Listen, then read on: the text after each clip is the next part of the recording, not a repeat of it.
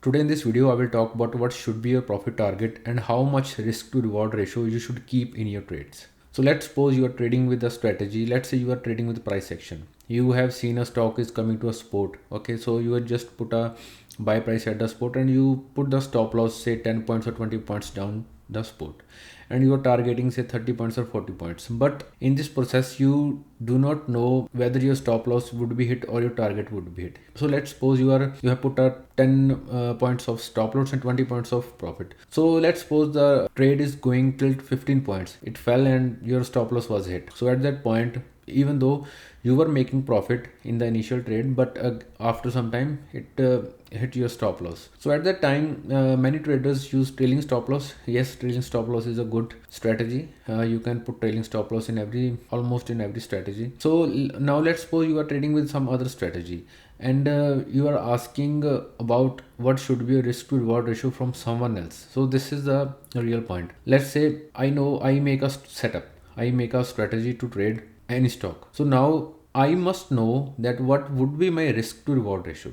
I should not ask other, because let's say I'm using some setup and you don't know my setup, right? You completely doesn't know what setup I am trading and what strategy I am using. So if you don't know, then how can I ask you, like, tell me what would be a risk to reward ratio? You can say 1:2, 1:3. No, a risk for 1 point, a target for 10 points. But it all depends on what strategy I am using. So this is also applies to you. So let's say you are trading with your setup. I don't know what is your setup. I don't know which strategy you are using. So how will I know? And how can I tell you like what should be your risk to reward ratio? So it all depends on your strategy. So don't just go blindly and just follow everyone, like, okay, somebody saying 1:10, okay, I'll keep 1:10. Somebody saying 1:2, no. So if you have watched my last video, well, I have shared a strategy of EMA crossover. So in EMA crossover, there is no risk to reward ratio. When there is a EMA crossover for buy, I will buy. If there is a EMA crossover for sell, I will sell. There is no risk to reward ratio there. It all depends on your strategy.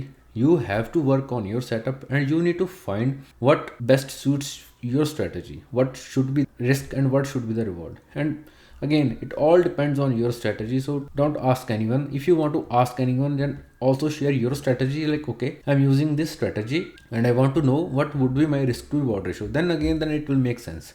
Otherwise, just work on your setups, just make your own setups, and then you will definitely make profits. I'll see you in the next video.